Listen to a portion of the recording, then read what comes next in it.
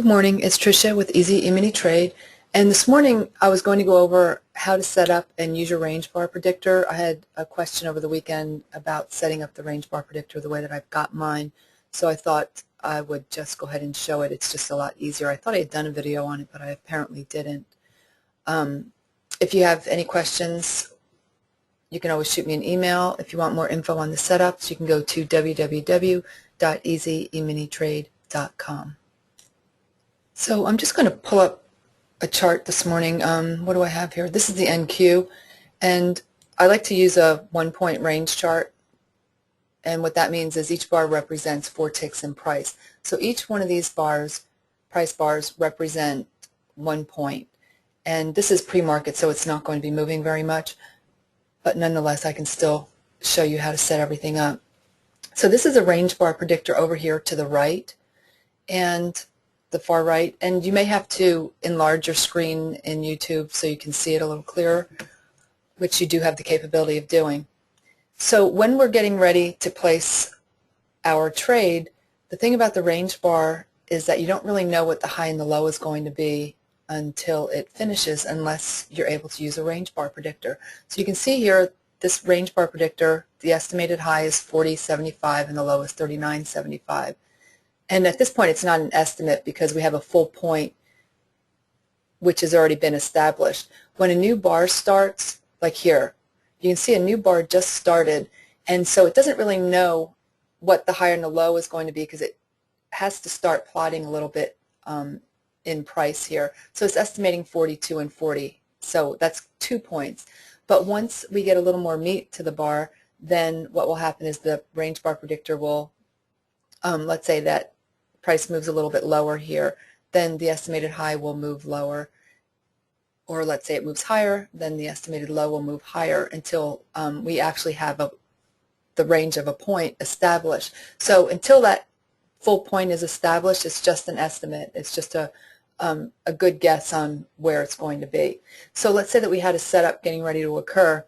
We could go ahead and put our buy stop a tick above 42, or if we had a sell setting up, we could go ahead and put our sell stop a tick below the 40.50. And the good thing about it is, let's say that 42 moves down a little bit lower to 41.75. Then you just grab your order in your dome and you move it down a tick, or vice versa. Now, we don't have to wait for the bar to close. If we have a setup that is in progress, it looks like it's going to set up. Let's say that we have our indicator crossing above 0 and it was a good setup for a buy. It's not, but let's just pretend that it was.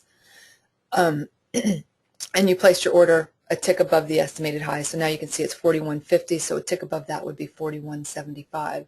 So you put your buy stop above there, and the setup never materializes. What will likely happen is that price will go retrace a little bit lower, and a new bar will start, and then you have the ability to cancel your order. So you don't have to wait for the bar to close. The other thing that's nice about using the range bar predictor is that, like for the 3 Amigo, there are often times when we get no triggers. So we don't have to wait for the very next bar to complete to know if our order is going to trigger or not. So let's say that we have a 3 Amigo setting up. I don't have the indicator up here, but let's just pretend that we do. And let's just say it's a buy. So we have the estimated high at 41.50. So we get the Amigo set up and we put our buy stop at 41.75, and price pulls down, and we always want well, at least I always want my order to fill in the very next bar. So let's pretend I have my order sitting there at 41.75 and price pulls down, and the estimated high of the next bar is 41, let's just say. So with the estimated high at 41, I know that my 41.75 order is not going to trigger, so I can go ahead and cancel my order. I don't have to sit there and wait for the next bar to complete in order to know whether it's going to trigger or not. So it's really helpful. Using the range bar predictor has made a huge difference in our entries. We've been using it for a couple years now. A few years ago, maybe even 3 years, someone turned me on to it. I had no idea that it was out there, and it just made a world of difference. So here's how I set mine up, because obviously we've got a lot going on over here in our value area, our price value area. And this is Sierra. If you're using Ninja, There isn't a standard range bar predictor. However, you can go to Big Mike's and Big Mike's trading forum. You can just do a search on the web and you'll find it. Let me just write it here. The indicator that you'll search for on Big Mike's is JT, and I'm just going to put that out there because, oops, stay, JT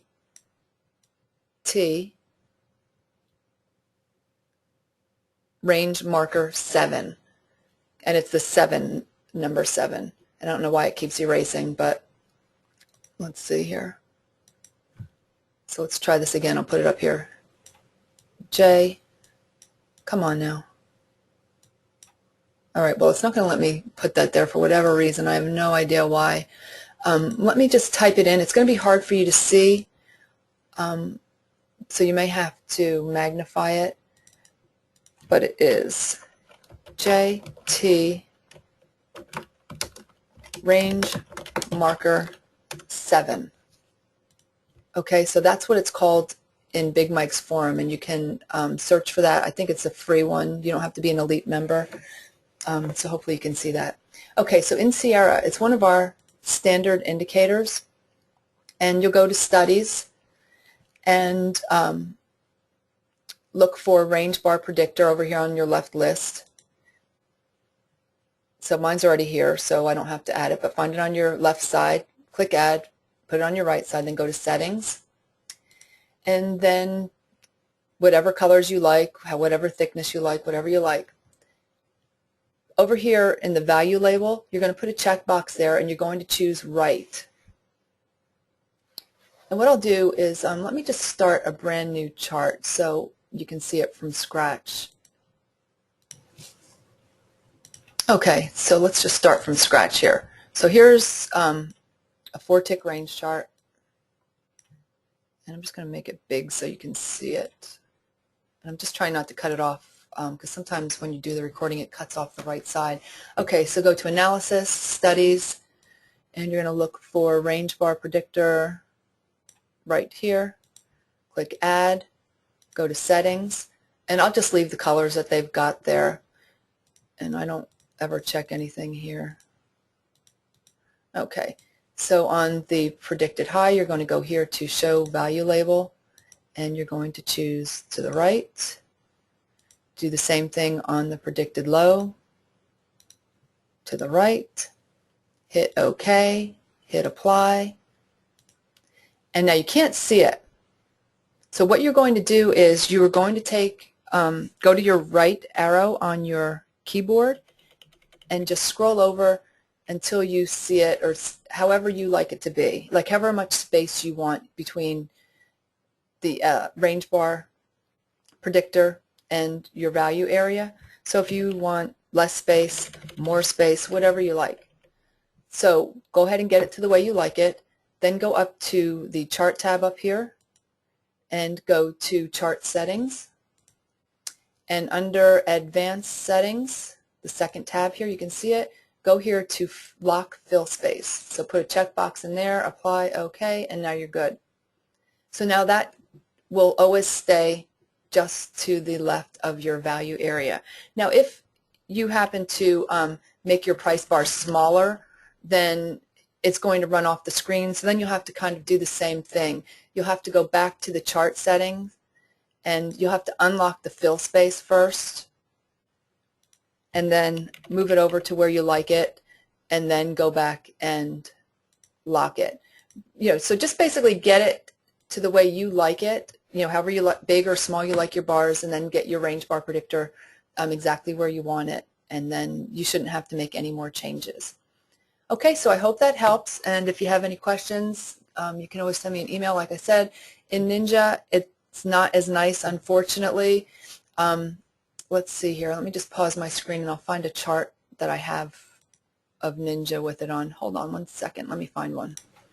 Okay, so here it is in Ninja. This is the one that I just mentioned from Big Mike's. It's that JT range marker 7. It's pretty hard to see, but it's still going to give you the estimated high and low. and maybe you can play around with it and see if you can get it to plot a little larger in the font. But anyway, it's better than nothing, believe me. Okay, so I hope you have a fabulous day, and we'll talk to you soon.